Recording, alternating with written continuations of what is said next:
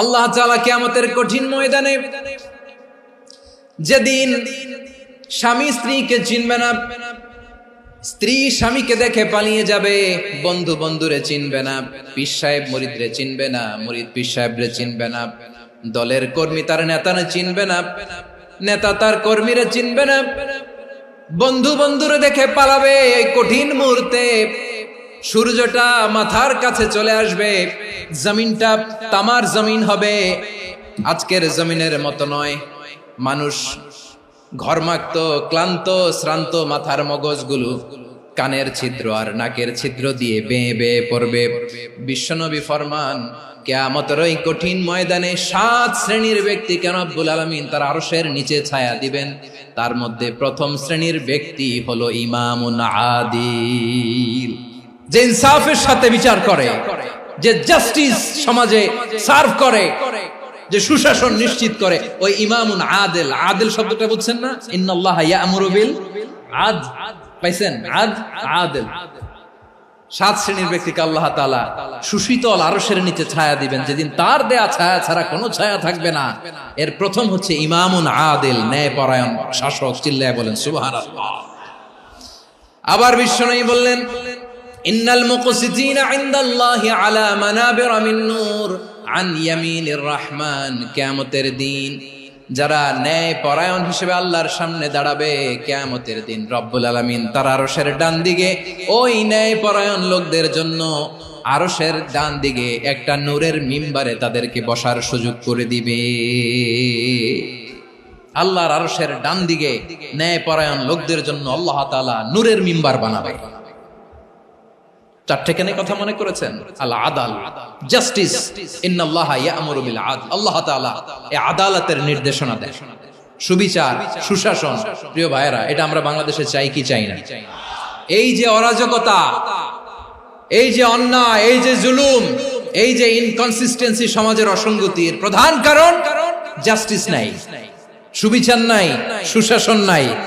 শেষবারের মতো আওয়াজ করে বলেন তো, আমরা বাংলাদেশে আদল চাই কি চাই না? তাহলে প্রথম নির্দেশনা শেষ। আল্লাহ তাআলা তোমাদেরকে আদলের আদেশ দেন। এরপরে আল্লাহ বললেন, আমি তোমাদেরকে ইহসানের আদেশ দেই। ইন্নাল্লাহা ইয়া'মুরু বিল আদলি ওয়াল ইহসান। আমি তোমাদেরকে যেমনি আদলের নির্দেশনা দেই, তেমনি ভাবে তোমাদেরকে ইহসানের নির্দেশনা দেই। ইহসান, আওয়াজ করে সবাই বলেন তো ইহসান। ইহসান মানে কারো প্রতি সফট হার্টেড হওয়া, মহানুভব হওয়া, অনুগ্রহ পরায়ণ হওয়া, অনুগ্রহশীল হওয়া, একে অপরের প্রতি দয়াদ্র হওয়া। একে অপরের প্রতি দয়াদ্র, অনুগ্রহশীল হওয়া ছাড়া মানবিক সমাজ কশিনকালেও গঠন করা সম্ভব না। প্রিয় ভাইয়েরা, সুন্দর আচরণ দিয়ে, ইহসান দিয়ে যা জয় করা যায়, নরম আচরণ দিয়ে যেটা অর্জন করা যায়, কঠোরতা দিয়ে সেটা পারা যায় না।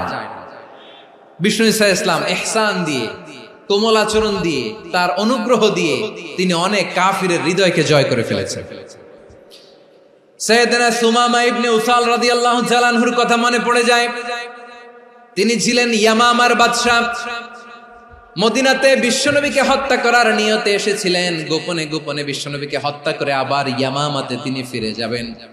কিন্তু কি অবাক করা কাণ্ড, হত্যা করতে পারে নাই, সাহাবাদের হাতে তিনি ধরা পড়ে গেলেন। সাইয়েদনা সুমামা ইবনে উসাল রাদিয়াল্লাহু তাআলা আনহু হত্যার নিয়তে আসলেন, কিন্তু হত্যা করতে পারলেন না। সাহাবারা ওনাকে ধরে ফেললেন, ধরে মসজিদে নববীর পিলারের মধ্যে বেঁধে রাখলেন। সুমামা ইবনে উসাল, সিরাত থেকে শুনে, সিরাত থেকে শোনাচ্ছি, রাদিয়াল্লাহু তাআলা আনহু ইয়ামামার অধিপতি ছিলেন। বিশ্বনবীকে হত্যার জন্য আসছেন, ধরা পড়ে গেছেন, এখন মসজিদে নববীতে বেঁধে রাখছে, তার মানে বন্দী। এখন স্ট্যাটাস কি? বন্দী, ক্যাপটিভ। তো বিষ্ণু ঈসা ইসলাম সাহাবাদেরকে বললেন, তার খোঁজ খবর নিও, সুমামা ইবনে উসালের খোঁজ খবর নিও। সাহাবার বলেন, ইয়া রাসূলুল্লাহ, আপনাকে হত্যা করতে এসেছে, তার তো কঠিন ক্যাপিটাল পানিশমেন্ট হওয়া দরকার, কঠিন শাস্তি হওয়া দরকার। বিশ্বনবী বললেন, না, আমি যেটা জানি তোমরা সেটা জানো না, তোমরা সুমামার সাথে ভালো আচরণ করো। বিশ্বনবী সুমামার কাছে গেলেন। প্রথম দিন যে তিনি কালেমার দাওয়াত দিলেন, ইমানের দাওয়াত দিলেন, ইসলামের দাওয়াত দিলেন, রিসালাতের দাওয়াত দিলেন, আখিরাতের দাওয়াত দিলেন। পরের দিন যে বিশ্বনবী সালাতের দাওয়াত দিলেন, যাকাতের দাওয়াত দিলেন, ইসলাম কি, কিভাবে, কেমন করে পালন করতে হয় চমৎকার আর্টিকুলেট করতে শুরু করলেন। তন্ময় হয়ে সুমামা ইবনে উসাল রাদিয়াল্লাহু তাআলা আনহু বিশ্বনবীর কথাগুলো শুনতে আরম্ভ করলো। একদিন নয়, 2 দিন নয়, টানা 3 দিন বিশ্বনবী সুমামার কাছে ইসলামকে প্রেজেন্ট করেছেন, উপস্থাপন করেছেন। আওয়াজ করে বলেন, কয় দিন? 3 দিন। 3 দিন মসজিদে নববীতে বাধা। আর সাহাবীদেরকে বললেন, তার খোঁজ খবর নিও, তোমরা যে রুটি বানাও এর মধ্যে সবচেয়ে ভালো আটার রুটিটা তারে দিও, সবচেয়ে রিফাইন্ড খেজুর, যেটা পিওর খেজুর, এটা তারে দিও। আর বিশ্বনবী নিজের উট থেকে দুধ দহন করে ওনার বাড়ির এক কর্মচারীকে বলেছেন, দুধ দহন করে সুমামার জন্য নিয়ে যেও। সুবহানাল্লাহ পড়বেন না? সবাই তো অবাক, ইয়ামামা থেকে আসছে নবীকে হত্যা করতে, বিশ্বনবী দেখে তারে জামাই আদর করে। একদিন নয়, 2 দিন নয়, টানা 3 দিন বিশ্বনবী এভাবে সুমামার কাছে যেয়ে ইসলামকে প্রেজেন্ট করতে আরম্ভ করলেন, ইসলামকে উপস্থাপন করতে শুরু করলেন। আর তাকে চমৎকার এন্টারটেইনমেন্ট, আপ্যায়ন দিতে আরম্ভ করলেন। টানা 3 দিন যখন ইসলামের দ্য বিউটিজ অফ ইসলাম, ইসলামের সুমহান বাণী, সৌন্দর্য তার কাছে উপস্থাপন শেষ, তাকে আপ্যায়ন শেষ, বিশ্বনবী বললেন সাহাবাদেরকে, যাও এবার সুমামার হাতের পায়ের রশি দুটো খুলে দাও। সাহাবারা তর্ক জুড়ে দিলেন, লা ইয়া রাসূলুল্লাহ, এমনটা করবেন না, তো ভয়ঙ্কর ভয়ঙ্কর খুনি, কি জানি কি হয়ে যায়। বিশ্বনবী বললেন, না, তার হাতে পায়ের রশিগুলো খুলে দাও। সাহাবারা বিশ্বনবীর কথা মতো তার হাতে পায়ের রশিগুলো খুলে দিল। সুমামা মুহূর্তের মধ্যে মসজিদে নববী থেকে বের হয়, ইয়ামামায় ফিরে না যে মসজিদে নববীর পাশে একটা খেজুর বাগান ছিল, সেখানে চলে গেলেন। সেখানে একটা ছোট্ট কুয়া ছিল, কুয়ার পানি দিয়ে তিনি গোসল করলেন। সুবহানাল্লাহ পড়েন। কুয়ার পানি দিয়ে গোসল করে মসজিদে নববীর সামনে এসে বিশ্বনবী এবং সাহাবাদের সামনে দাঁড়িয়ে সাব্বাবা উঁচু করে বললেন, আশহাদু আল্লা ইলাহা ইল্লাল্লাহ ওয়া আশহাদু আন্না মুহাম্মাদান আবদুহু ওয়া রাসূলুহু। আমি সাক্ষ্য দিচ্ছি আল্লাহ ছাড়া কোনো ইলাহ নাই, আর মুহাম্মদ আল্লাহ তাআলার প্রেরিত বান্দা এবং রাসূল। প্রিয় ভাইয়েরা, ইহসান দিয়ে যা জয় করা যায়, কঠোরতা দিয়ে সেটা কঠিনকালেও জয় করা যায় না। আওয়াজ করে বলেন, ঠিক কি না? এবার সুমামা দাঁড়িয়ে বলে, ওগো নবী, আমি তো কালিমা পড়ে মুসলমান হয়ে গেলাম, এবার শোনেন, এই মুহূর্তের আগে আপনার চেহারার চাইতে নিকৃষ্ট কোনো চেহারা আমার কাছে ছিল না, কিন্তু শাহাদা পাঠ করার পরে আপনার চেহারার চাইতে উত্তম শ্রেষ্ঠ কোনো চেহারা আমার কাছে আর নাই। ও নবী, আজকের দিনের আগে ইসলাম ধর্মের চেয়ে নিকৃষ্ট অপছন্দনীয় কোনো ধর্ম আমার কাছে ছিল না, কিন্তু এই মুহূর্ত থেকে ইসলামের চেয়ে সেরা শ্রেষ্ঠ পছন্দনীয় কোনো ধর্ম আমার কাছে নাই। নবী গো, আজকের দিনের আগে মদিনার চাইতে অপছন্দনীয় নিকৃষ্ট কোনো শহর আমার কাছে ছিল না, কিন্তু এই মুহূর্তের পর থেকে মদিনার চাইতে কোনো শ্রেষ্ঠ শহর আমার জানা নাই। সে ছিল গমের বড় ডিলার, গম বেচতো। কি বেচতো? তার গম কিনে মক্কার লোকেরা রুটি খাইতো। সে ঘোষণা দিল, আজকে থেকে মক্কাবাসীদের জন্য সব গম আমি হারাম করে দিলাম, মক্কাবাসী এখন না খেয়ে মরে। সুবহানাল্লাহ পড়বেন না? মক্কাবাসী বিশ্বনবীর কাছে আসলেন, এসে বললেন, মুহাম্মদ, আমরা তো তোমার ভাই, তোমার চাচা, তোমার ভাতিজা, তোমার আত্মীয়, তুমি সুমামারে বলো সে যেন আবার গমের সাপ্লাই মক্কার জন্য অনুমতি দিয়ে দেয়। বিশ্বনবীর অনুমতি ক্রমে সুমামা আবার মক্কাতে গম পাঠাতে শুরু করলো। পড়েন সুবহানাল্লাহ। ইহসান, ইহসান দিয়ে আপনি যেটা জয় করতে পারবেন, you can win the heart of your enemies. ইহসান দিয়ে আপনি আপনার শত্রুর হৃদয়কে জয় করতে পারবেন। এজন্য আল্লাহ বললেন, ওয়া আনফিকু ফি সাবিলিল্লাহি ওয়া লা তুলকু বিআইদিকুম ইলাত তাহলুকা ওয়া আহসিনু ইন্নাল্লাহা ইউহিব্বুল মুহসিনিন। তোমরা আল্লাহর রাস্তায় দান করবে আর নিজেরা নিজেদেরকে ধ্বংসের হাতে ঠেলে দিও না। তোমরা একে অপরের প্রতি ইহসান করবে, কারণ ইহসানকারীদেরকে আল্লাহ বড় ভালোবাসেন। সুবহানাল্লাহ পড়েন। আবার সূরা রহমানে আল্লাহ বললেন, হাল জাযাউল ইহসানি ইল্লাল ইহসান ফাবিআইয়ি আলা, সবাই পড়েন ফাবিআইয়ি আলাই রাব্বিকুমা তুকাযযিবান। ইহসানের প্রতিদান হিসেবে ইহসানি হয়। বিশ্বনবী সুমামার প্রতি যেমন ইহসান করেছেন, সুমামাও ঠিক তেমন ইহসান ফিরিয়ে দিয়েছে। ঠিক কিনা বলেন? তাহলে এক নম্বরে হচ্ছে আদ, ন্যায় বিচার। দুই নম্বরে সবাই বলেন ইহসান, সদাচরণ। ইহসান দুই ধরনের প্রিয় ভাইরা, ইহসান ফিল ইবাদা, ইহসান ফিল মুআমালা। ইহসান ফিল ইবাদা হচ্ছে একাগ্র অনুভবে ইবাদতে ডুব দেওয়া, এর নাম ইবাদতের ইহসান। সুবহানাল্লাহ পড়ুন। বিশ্বনবী বলেন ইহসান মানে কি জানো নাকি? হাদিসে জিবরিলে সাইয়েদনা জিবরিল আলাইহিস সালাম বিশ্বনবীকে বললেন আখবিরনি আনিল ইহসান। নবী আমাদেরকে বলেন ইহসান মানে কি? বিশ্বনবী বললেন আনতা আবুদাল্লাহা কাআন্নাকা তারাহু ফাইন লাম তাকুন তারাহু ফাইন্নাহু ইয়ারাক। ইহসান মানে হলো এমন ভাবে তুমি আল্লাহর সামনে নিজেকে উজাড় করে ইবাদত করবে, তুমি ভাববে তুমি আল্লাহকে দেখতে পাচ্ছ। আর এটা যদি ভাবা তোমার জন্য কঠিন হয়ে যায়, অন্তত এতটুকু তুমি ভাববা যে আল্লাহ তোমাকে দেখতে পাচ্ছেন। ঠিক কিনা বলেন? ও আমার বীর চট্টলার ভাইয়েরা, কেউ যেটা দেখে না সেটা দেখে কে? এই বিশ্বাস হৃদয়ের মধ্যে আছে?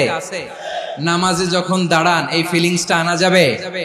এসা পর্যন্ত যে আমরা হায়াত পাবো কোনো গ্যারান্টি আছে? সবাই আওয়াজ করে বলেন গ্যারান্টি আছে? গ্যারান্টি নাই।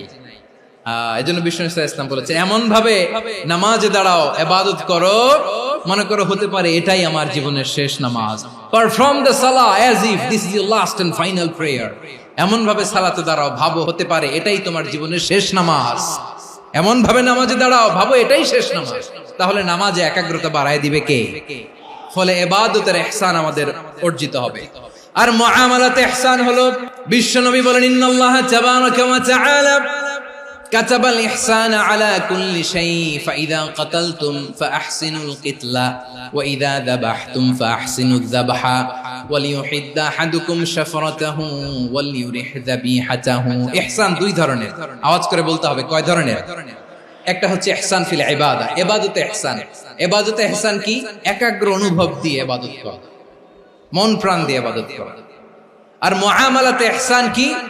সব কাজে, দৈনন্দিন কাজে, কর্মে, সামাজিক অ্যাক্টিভিটিতে কোমলতা প্রদর্শন করা, অনুগ্রহের সাথে সবকিছু করা। আল্লাহ তাআলা ইন্নাল্লাহা তাবারাকা ওয়া তাআলা কাতাবাল ইহসানা আলা কুল্লি শাই, তিনি সবকিছুর ব্যাপারে ইহসানকে আবশ্যক করেছেন। সবকিছু, মুমিনের সব কাজে ইহসানের পরশ থাকবে। ওয়া ইযা কাতালতুম ফাহসিনুল কিতলা, বিষ্ণুই বলেন তুমি যখন কাউকে হত্যা করো ইহসানের সাথে করো। সুবহানাল্লাহ পড়বেন না? যখন হত্যা করো তখনও ইহসানের সাথে। আচ্ছা হত্যা করবো আবার ইহসান আসবে করতে করে তো মেরেই ফেলবো আমি। আল্লাহ, ও ভাই একজন খুন করেছে, খুনি, রাষ্ট্রীয় আইনে তার শাস্তি হয়েছে ডেথ পেনাল্টি, মৃত্যুদণ্ড। এখন মৃত্যুদণ্ড দেখে আপনি যেমনি মন চায় তেমনি মারবেন লোকটারে? ওর নাক কেটে ফেলতে পারবেন? ওর কান কাটতে পারবেন? ওর চোখ উপড়ে ফেলতে পারবেন আপনি? যেমন মন চায় তার অঙ্গহানি করা যাবে না। ইহসানের সাথে তাকে হত্যা করো। সুবহানাল্লাহ, this is Islam, this is the true essence of Islam. ওয়া ইযা যাবাহতুম ফাহসিনুয যাবহা, যখন জবাই করবে তখনও ইহসানের সাথে জবাই করবে। করব জবাই, ওইখানেও নাকি ইহসান। আচ্ছা কুরবানির দিন আমরা পশুগুলোরে কি করি বলেন সবাই আওয়াজ করে? জবাই। জবাই মানে তো এটারে মেরেই ফেলতেছি, একটু পরে তো টুকরো টুকরো করে গোশতগুলো খাবো, এটা তো খাবো, এটা তো মেরেই ফেলবো। বিষ্ণু বলে না, জবাইয়ের মধ্যেও মুমিনের জবাইয়ের ভেতরেও ইহসানের পরশ থাকা চাই। যখন জবাই করবে প্রাণীটাকে হাত পা টাইট করে বেঁধে নাও, ছুরিটাকে শার্পেন করে নাও, ধারালো করে নাও, যাতে অল্প সময়ে জবাইটা হয়ে যায়, প্রাণীটা যাতে কম কষ্ট পায়। সুবহানাল্লাহ পড়ে। দিস ইজ কল্ড ইহসান। আল্লাহ তাআলা যেমনি আদলের আদেশ করেছেন, ন্যায় বিচার, জাস্টিস এনশিওর করতে বলেছেন, সমাজে ইহসানের ব্যবহার, ইহসানের অনুশীলন তিনি করতে বলেছেন। এজন্য মুমিনের প্রতিটি কাজে, আমার চট্টগ্রামের ভাইয়েরা আমার দিকে তাকান, খেয়াল করে শুনুন, মুমিন জীবনের প্রতিটি কাজে ইহসানের পরশ থাকা চাই। আমরা যেন আমাদের পরিবারের প্রতি ইহসান করি, আমরা যেন আমাদের কর্মচারীদের প্রতি ইহসান করি, আমরা যেন আমাদের কলিগদের প্রতি ইহসান করি, আমরা যেন আমাদের ভাইদের প্রতি ইহসান করি। মুমিন জীবনের প্রতি কাজে ইহসানের পরশ থাকার দরকার আছে না নাই? কথা বুঝতে পেরেছেন? তাহলে আল্লাহ তাআলার তিনটা আদেশ ছিল, কয়টা গেল? প্রথমে কি ছিল? আদল। 2 নম্বরে, 3 নম্বরে রব্বুল আলামিন বললেন ওয়া ইতাইদিল কুরবা, নিকটাত্মীয়দেরকে দান করো। নিকট আত্মীয়দেরকে দাও, যারা তোমাদের ব্লাড কানেকশনের আত্মীয় তাদেরকে তোমরা দাও। এখানে জেনারেলি বললেন দাও, কি দিব সেটা তিনি এখানে বলেন নাই, সেটা তিনি সূরাতুল ইসরার মধ্যে বলেছেন। আল্লাহ বলেন ওয়া আতিযাল কুরবা হাক্কাহ, নিকট আত্মীয়দেরকে তাদের অধিকার, তাদের প্রাপ্য তোমরা বুঝিয়ে দাও। দেখেন, একটা শান্তির সমাজ, একটা সমৃদ্ধ সমাজ, একটা মানবিক সমাজ গঠনের জন্য আল্লাহ তাআলা বেশি না, মাত্র 3টা অর্ডার, 3টা ভার্ডিক্ট তিনি জারি করেছেন। 1 নাম্বার সুশাসন, ন্যায় বিচার। 2 নাম্বার ইহসান। 3 নাম্বার নিকটাত্মীয়, যারা কাছের, তোমার ভেরি ক্লোজ রিলেশনশিপে আছে, তাদেরকে দাও। দাও, দিলে বাড়িয়ে দেয় কে? অনেকে দিতে চায় না, কৃপণতা করে। দিলে বাড়ায় দেয় কে? ও মিয়া, মদিনার মধ্যে সবচাইতে গরিব সাহাবী ছিল বেলাল রাদিয়াল্লাহু তাআলা আনহু। ওনার এন্টায়ার অ্যাসেট, সম্পদের পরিমাণ কতদূর জানেন? একটা লুঙ্গি। বেলাল রাদিয়াল্লাহু তাআলা আনহু, ওনার টোটাল ওয়েলথের এস্টিমেশন হচ্ছে মাত্র একটা লুঙ্গি।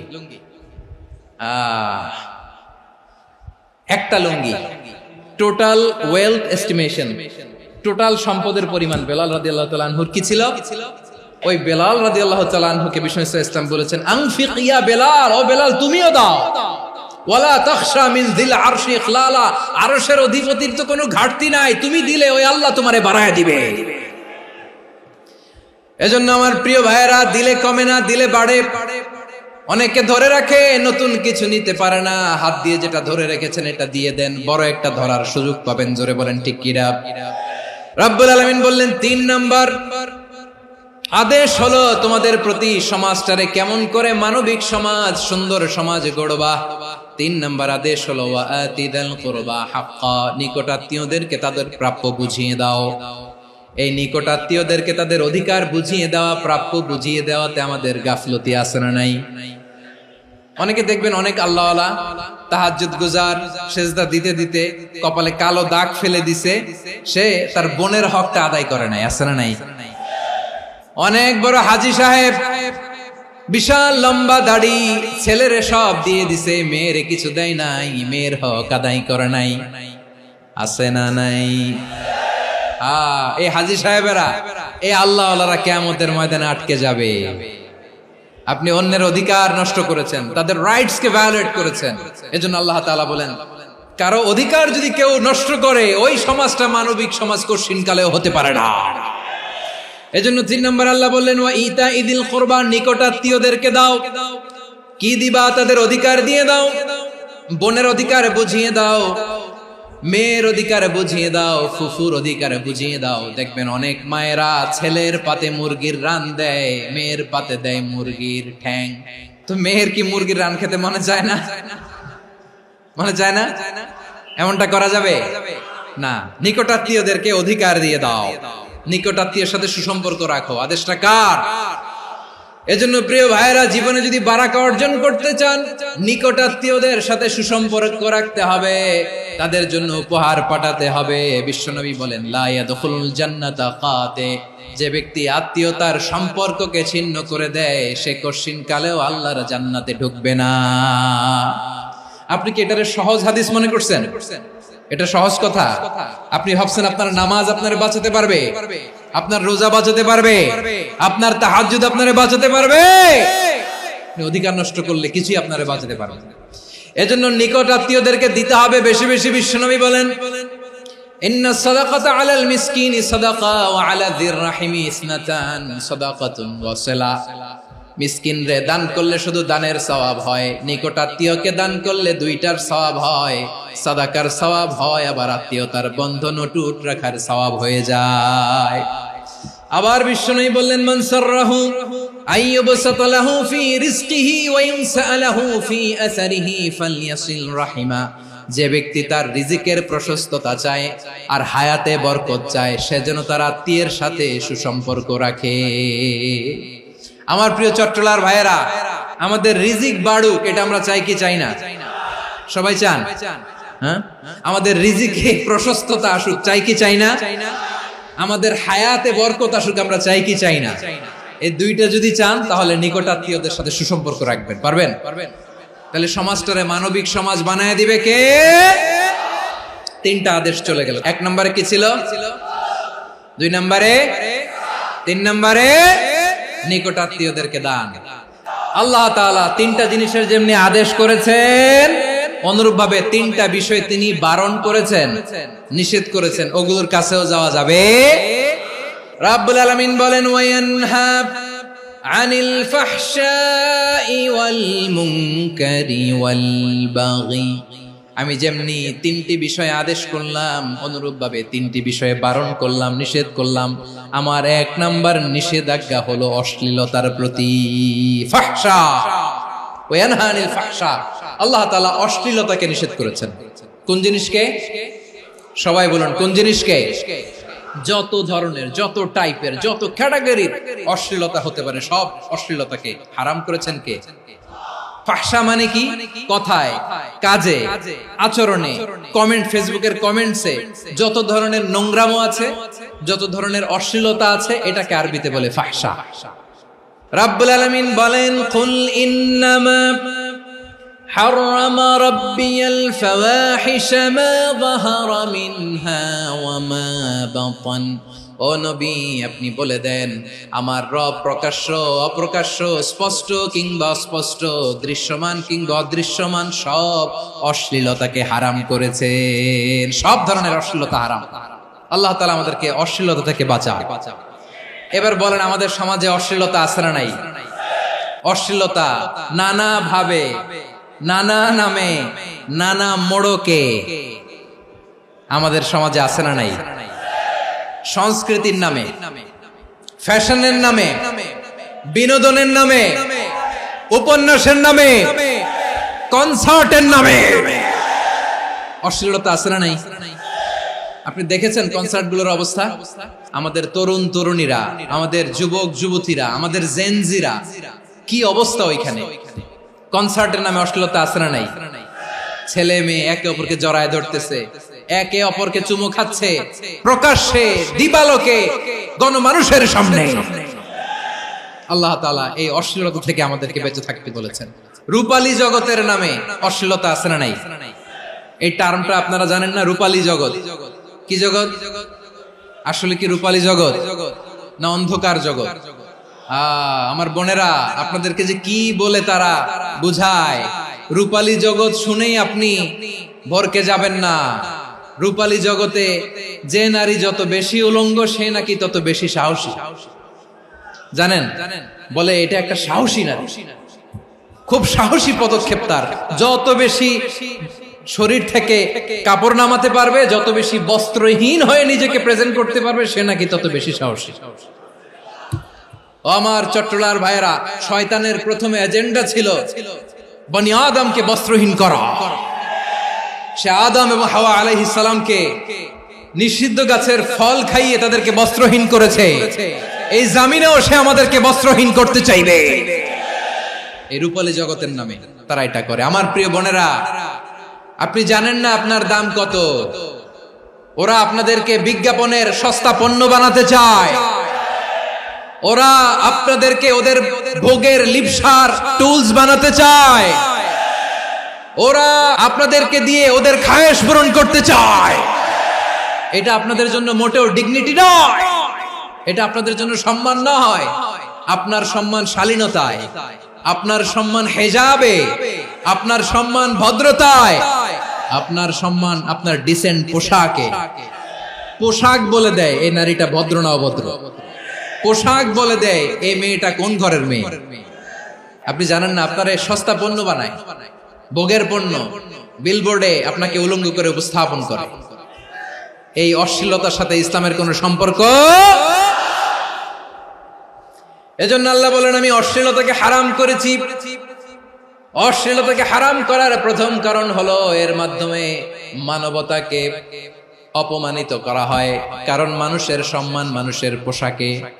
মানুষ যখন পোশাকহীন হয়ে যায়, বস্ত্রহীন হয়ে যায়, তার সম্মান কমে যায়। ঠিক কিনা? অশ্লীলতাকে হারাম করার প্রথম কারণ হচ্ছে মানুষ মানুষকে অপমান করে। একটা নারী, সে তো সম্মানিত, নারী যে কত সম্মানিত নারীর এটা বুঝেই নাই। বিশ্বনবী বলেন আদ-দুনিয়া কুল্লুহা মাতা ওয়া খায়রু মাতা'আদ দুনিয়া আল মারআতুস সালিহা। আমার বোনেরা, 5টা প্যান্ডেলে আপনারা এলইডিতে আমার আলোচনা শুনছেন, আমি জানি। আপনাদের এই গর্ভ যে কত দামি আপনি জানেন না। আপনার পেট থেকেই আসবে আগামী দিনের সালাহুদ্দিন আল আইয়ুবী, আপনার পেট থেকেই আসবে অনাগত দিনের ইমাম মাহদী আল মুনতাযর, আপনার পেট থেকেই আসবে অনাগত দিনের ফয়সাল, ওয়াসিম, মুগ্ধ, আবু সাইদের মতো বীর যোদ্ধা। আমার প্রিয় বোনেরা, আমার প্রিয় বোনেরা, বিশ্বনবীর কথার ওজন খেয়াল করেন। আদ-দুনিয়া কুল্লুহা মাতা ওয়া খায়রু মাতা'আদ দুনিয়া আল মারআতুস সালিহা। দুনিয়ার সবকিছুই অ্যাসেট, এর মধ্যে সবচেয়ে দামি অ্যাসেট নেককার নারী। আপনার গর্ভ যে কত দামি আপনি জানেন না। নিজের সময়টাকে কাজে লাগান, কোরআন পড়েন, সুন্নাহ পড়েন। আপনার অনেক দায়িত্ব ঘরে।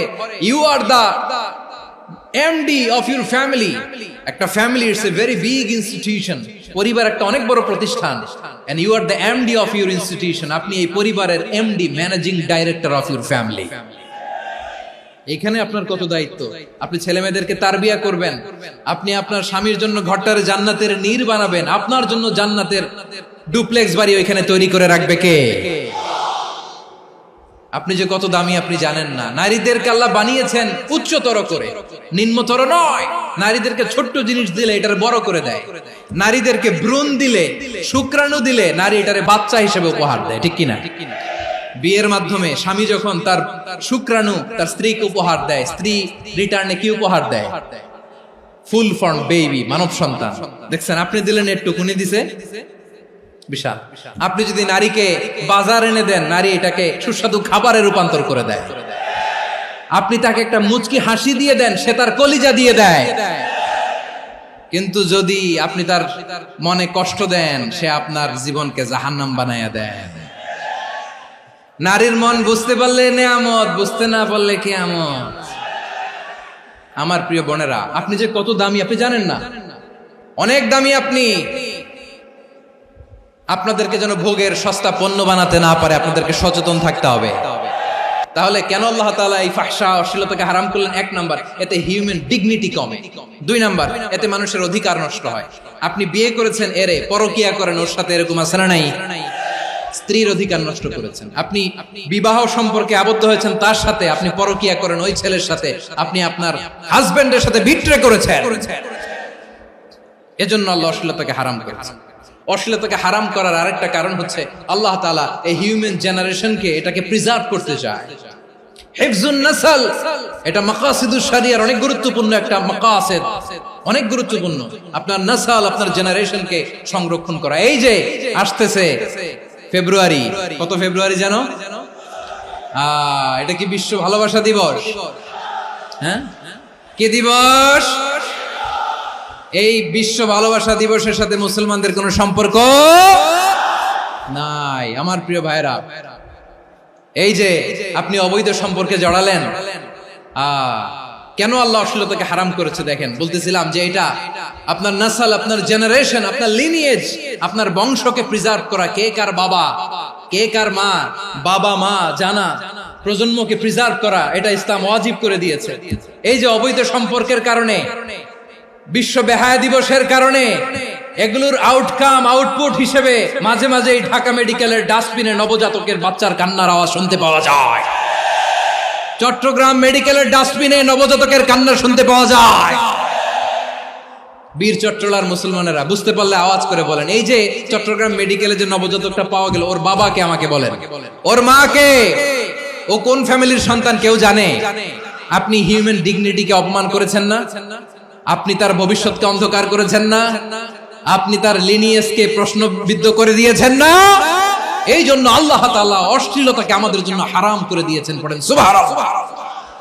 এই জন্য রাব্বুল আলামিন বলেন, কুল ইন্নামা হারামা রাব্বিয়াল ফাওয়াহিশা মা যাহারা মিনহা ওয়া মা বাতান। প্রকাশ্য অপ্রকাশ্য সব অশ্লীলতাকে হারাম ঘোষণা করে দিয়েছে কে? আবার দুনিয়ার বুকে যারা অশ্লীলতার প্রসার করে তাদের জন্য শাস্তি মজুদ রেখেছে কে? রব্বুল আলামিন বলেন, ইন্নাল্লাযীনা ইউহিব্বুনা আন তাশিআল ফাহিশাতু ফিল্লাযীনা আমানু লাহুম আযাবুন আলীমুন ফিদ দুনিয়া ওয়াল আখিরাতি ওয়াল্লাহু ইয়ালামু ওয়া আনতুম লা তা'লামুন।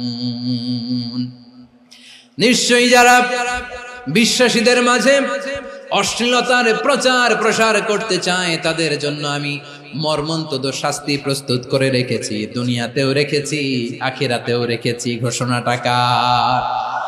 যারাই নাটকের নামে, সিনেমার নামে, রূপালী জগতের নামে, মুভির নামে, ওটিটি প্ল্যাটফর্মের নামে আমার সমাজে অশ্লীলতা ছড়াতে চায় তাদের জন্য কঠিন মর্মন্তুদ শাস্তি মজুদ রেখে দিয়েছে কে?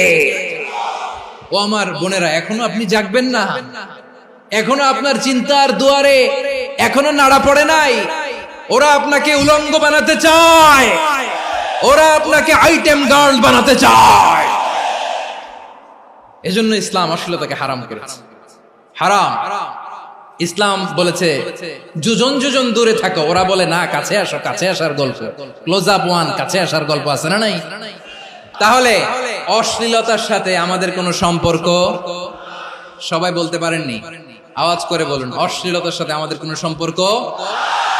আমরা এই সমস্ত ক্লোজ আপ ওয়ান, কাছে আসার গল্পের প্রোগ্রামে যাব? আমরা কোন ধরনের অশ্লীল কন্টেন্ট সোশ্যাল মিডিয়ায়, টিভিতে দেখব? কি যুগ যে আমরা কাটাচ্ছি আপনি কল্পনা করতে পারবেন না। পর্ন ইন্ডাস্ট্রি, নারী পুরুষের বস্ত্রহীন যুগল দৃশ্য, এটাকে দিয়ে ওরা কোটি ডলারের ইন্ডাস্ট্রি বানিয়েছে। পুরো মানব ইতিহাসে এরকম জঘন্য সময় মানব ইতিহাস পার করে না। পর্ন এটা ইন্ডাস্ট্রি হয়ে গেছে। আমাদের এই যুবকগুলো, জেনজিগুলো, ওদের চরিত্র বাঁচাবে কি করে? কেমন করে হেফাজত করবে ওদের এই মূল্যবান চরিত্র? আমার প্রিয় ভাইরা, এই অশ্লীলতার দ্য লেটেস্ট ভার্সন হচ্ছে LGBTQ, শরীফ থেকে শরীফা। শুনছেন আপনারা? দেখতে পুরুষ, আসলেই পুরুষ, সুস্থ একজন পুরুষ, 4 সন্তানের বাবা, বলে আমি মনে মনে নারী। দেখতে নারী, সুস্থ নারী, আসলেই সে দিব্যি একজন নারী, বলে আমি মনে মনে পুরুষ। সবচেয়ে ভয়ঙ্কর অশ্লীলতার সবচাইতে লেটেস্ট ভার্সন হচ্ছে এই ট্রান্সজেন্ডারিজম। সুস্থ পুরুষ তার বায়োলজিক্যাল গ্রোথকে হরমোন দিয়ে স্টপ করে দিয়ে সে সার্জারি করে নারী হতে চায়, সুস্থ নারী পুরুষ হতে চায়। পুরুষ পুরুষের প্রতি সেক্সুয়ালি আকর্ষণ বোধ করে, এটা লূত আলাইহিস সালামের কওমের মধ্যে ছিল। এটাকে আল্লাহ কোরআনে ফাহিশা বলেছেন। ওয়ালুতান ইয قال لقومه أتأتون الفاحشة ما سبقكم بها من أحد من العالمين। লূত আলাইহিস সালাম বললেন, তোমরা কি এমন এক অশ্লীল কার্যক্রমে ডুব দিলে নাকি যেটা গোটা বিশ্বের কেউ কখনো করে নাই, তোমরাই প্রথম করেছো? পড়েন নাউযুবিল্লাহ। এই পশ্চিমের এই রোগ আমার দেশে যেন আসতে না পারে, আমাদের সজাগ থাকতে হবে। প্রিয় ভাইরা, চিল্লায় বলেন ঠিক কি না? পশ্চিমের অবস্থা ভয়ঙ্কর। পাশ্চাত্যে, আমি যুক্তরাষ্ট্রে ছিলাম অনেকদিন, কয়েক মাস, বিভিন্ন স্টেটে ঘুরেছি। গার্ডিয়ানরা উদ্বিগ্ন, ছেলে মেয়েদেরকে, ছোট্ট ছেলে মেয়ে, ওদেরকে জিজ্ঞেস করে, তুমি how do you feel right now inside yourself? তুমি ভিতরে ভিতরে কেমন ফিল করো? তোমার কি ছেলে ছেলে লাগে না মেয়ে মেয়ে লাগে? আচ্ছা বলেন, এই ছোট্ট বাচ্চাটাও কি এগুলো জেন্ডার অ্যাসাইনমেন্ট বলতে এগুলো কিছু বুঝে? এইভাবে মিসগাইড করা হচ্ছে। কৌতূহল বশত ছোট্ট ছেলে যদি বলে আমার তো মেয়ে মেয়ে লাগে, তখন বলে যে না তুমি মেয়ে, ছেলে না। মা বাবা বাধা দিলে ওকে আলাদা গভর্নমেন্ট হাউসে নিয়ে যায়। ভয়ঙ্করতম অবস্থা। আমরা একটা সময় শুনতাম যে হুজুর আমার ছেলেটা খুব ভালো, হাফেজে কোরআন, আল্লাহওয়ালা। হুজুর আমার ছেলে দাড়ি রাখছে, আল্লাহওয়ালা। হুজুর আমার ছেলে 5 ওয়াক্ত সালাত জামাতের সাথে পড়ে, তার মানে আল্লাহওয়ালা। পশ্চিমে যে আমি কি শুনছি জানেন? ওরা বলে হুজুর আমার ছেলেটা ইউনিভার্সিটির একটা মেয়ের সাথে প্রেম করে, ও খুব আল্লাহওয়ালা, হুজুর দোয়া করবেন। এর কারণ ওদের কাছে আল্লাহওয়ালার ক্রাইটেরিয়া হচ্ছে, হুজুর আমার ছেলেটা আরেক ছেলের পছন্দ করে নাই, আমার মেয়েটা আরেক মেয়েকে ভালোবাসে নাই, এজন্য আমার ছেলেটা আল্লাহওয়ালা, হুজুর ওর জন্য একটু দোয়া করে দিয়ে। কি চ্যালেঞ্জ ওরা ফেস করতেছে। ওনার ছেলে যে আরেক ছেলেরে বিয়ে করবে না, এটাতেই উনি খুশি যে আলহামদুলিল্লাহ আমার ছেলেটা একটা মেয়েরে ভালোবাসে, আমার মেয়েটা একটা ছেলেরে ভালোবাসে, মানে এটা খুব আল্লাহওয়ালা। নাউজুবিল্লাহ পড়তে পারলেন না? এজন্য অশ্লীলতার সাথে আমাদের কোন সম্পর্ক। রাব্বুল আলামিন বলেন ওয়ায়ানহা আনিল ফাহশাই ওয়াল মুনকারি ওয়াল বাগি, তিনটা জিনিসকে আমি নিষিদ্ধ করলাম। এক নাম্বার হলো ফাহশা, অশ্লীলতা। দুই নম্বরে হলো মুনকার, সমস্ত মন্দ কাজ। মুনকার মানে হচ্ছে যত মন্দ কাজ, খারাপ কাজ, বাজে কাজ, এটার বলে মুনকার। এটার কি বলে? আপনারা পড়ছেন না, তা'মুরুনা বিল মা'রুফি ওয়া তানহাউনা আনিল মুনকার। সৎ কাজের আদেশ, অসৎ কাজের নিষেধ। মুনকার, মুনকার হচ্ছে মানুষের স্বাভাবিক বিবেকবোধ যেটাকে খারাপ বলে, ওইটাই মুনকার। পৃথিবীর সব আসমানি গ্রন্থ যেটাকে খারাপ বলেছে, মানুষের স্বাভাবিক বিবেকবোধ যেটাকে খারাপ বলেছে, এগুলো সব মুনকার। যেমন ইফতিজিং, এটা কি ভালো না খারাপ? মজুদদারি, খাদ্যে ভেজাল দেওয়া, ওজনে কম দেওয়া, মাছে ফরমালিন মিশানো, চাঁদাবাজি, টেন্ডারবাজি, দখলবাজি, এগুলো আমাদের স্বাভাবিক বিবেকেই বলে এগুলো খারাপ, এগুলো হচ্ছে মুনকার।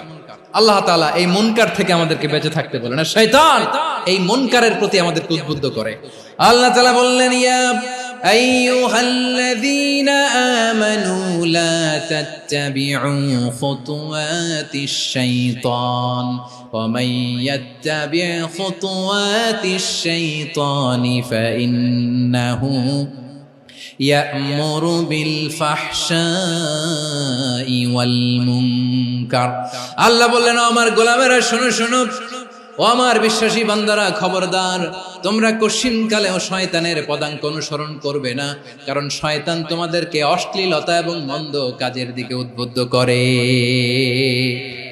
আমাদের কাজ হচ্ছে শয়তান আমাদেরকে যেদিকে নিতে চায় আমরা তার উল্টা দিকে যাব। শয়তান এই মন্দ কাজকে আমাদের কাছে বিউটিফাই করে, চাকচিক্যময় করে আমাদের সামনে উপস্থাপন করে।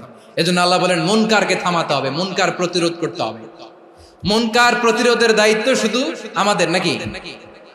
শুধু আপনার খতিব সাহেবের, ইমাম সাহেবের, নাকি মুসলিম উম্মার সবার? আওয়াজ করে বলুন, মুনকার অসৎ কাজ প্রতিরোধের দায়িত্ব কার? রাব্বুল আলামিন বলেন, কুনতুম খায়রা উম্মাতিন উখরিজাত লিন-নাসি তা'মুরুনা বিল মা'রুফি ওয়া তানহাউনা আনিল মুনকার। তোমাদেরকে শ্রেষ্ঠ জাতি করে জমিনের মধ্যে আবির্ভূত করা হয়েছে, যাতে করে তোমরা জমিনের ভেতরে সৎ কাজের আদেশ করতে পারো আর অসৎ কাজের নিষেধ করতে পারো। উম্মাহ, কুনতুম খায়রা, তাহলে গোটা উম্মার দায়িত্ব, এটা বুঝতে পারছেন তো? আচ্ছা, আরো নিচে আসেন। এরপরে আল্লাহ বললেন, শুধু উম্মাহ না, এই জমিনের রাজত্ব আমি যাদের হাতে দেই, এই জমিনের মালিক আমি যাদেরকে বানিয়ে দেই, যাদেরকে আমি সরকারের দায়িত্ব দেই, তাদেরকেও মুনকার প্রতিরোধের দায়িত্ব দিয়েছে কে? আল্লাহ বলেন, যারা ক্ষমতার মসনদে বসেছে তাদেরকে 4 দফা কর্মসূচি আমি আল্লাহ দিলাম। আওয়াজ করে বলেন, কয় দফা?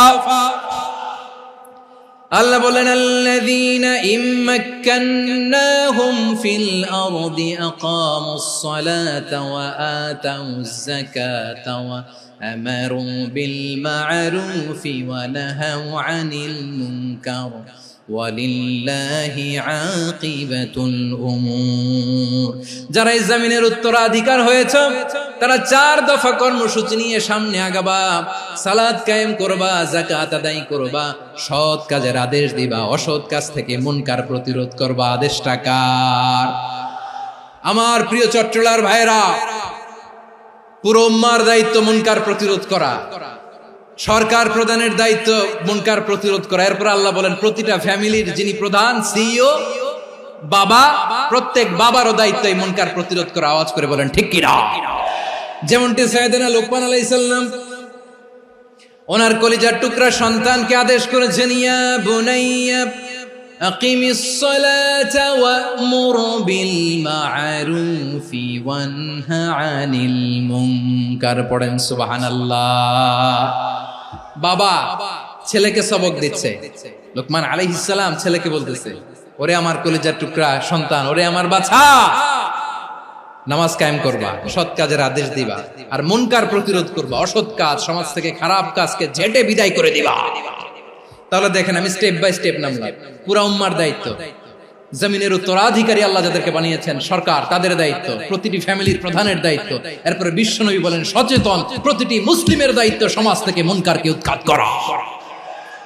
বিশ্বনবী বলেছেন, মান রাআ মিনকুম মুনকারান ফালিয়ুগাইয়িরহু বিয়াদিহি ফাইন লাম ইয়াস্তাতি ফাবিলিসানিহি ওয়া ইন লাম ইয়াস্তাতি ফাবিকলবিহি ওয়া যালিকা আযআফুল ঈমান। সমাজে যে মুনকার দেখবে, খারাপ কাজ দেখবে, সে যেন হাত দিয়ে সেটাকে থামায়। আমার প্রিয় ভাইরা, না থামালে আমরাই ডুববো শেষমেশ। আমাদের বাঁচার জন্য হইলেও থামাইতে হবে।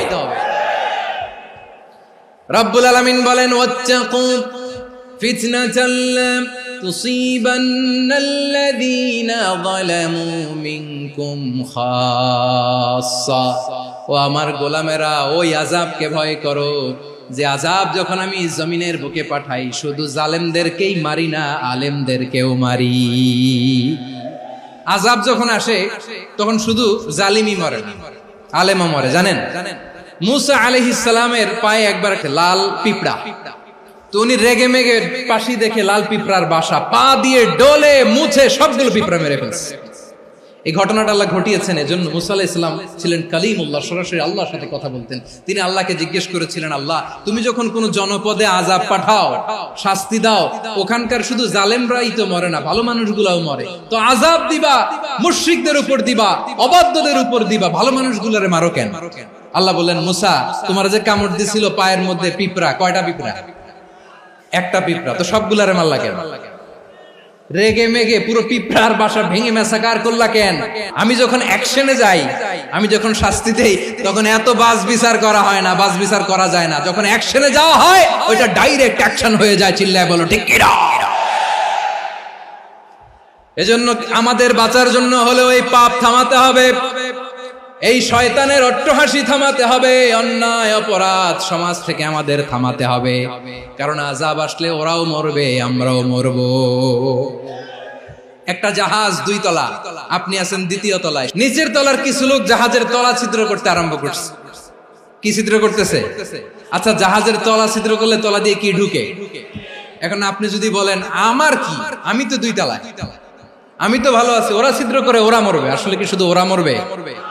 তলা দিয়ে যখন পানি ঢুকবে, জাহাজ ডুবলে আপনিও মরবেন। এজন্য নিজে মরার আগে ওই পাগলগুলোর নিচতলায় যে থামাতে হবে। চিল্লায় বলেন ঠিক কি না? এজন্য আল্লাহ বললেন, মুনকার প্রতিরোধের দায়িত্ব সমাজের টপ টু বটম সবার। এজন্য মুনকার প্রতিরোধ করার দরকার আছে না নাই?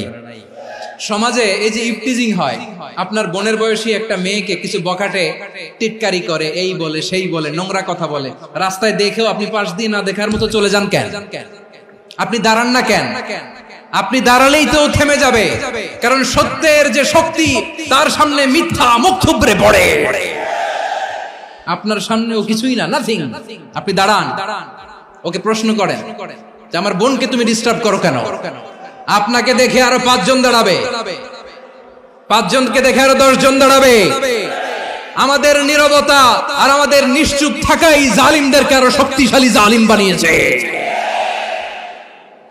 এজন্য মুনকার প্রতিরোধের দায়িত্ব আমাদের সবার। টেন্ডারবাজি, চাঁদাবাজি, দুর্নীতি, অপরাধ, দখলদারিত্ব, মজুদদারি, এগুলো সবকিছু একসাথে প্রতিরোধ করতে হবে। ঠিক কিনা বলেন?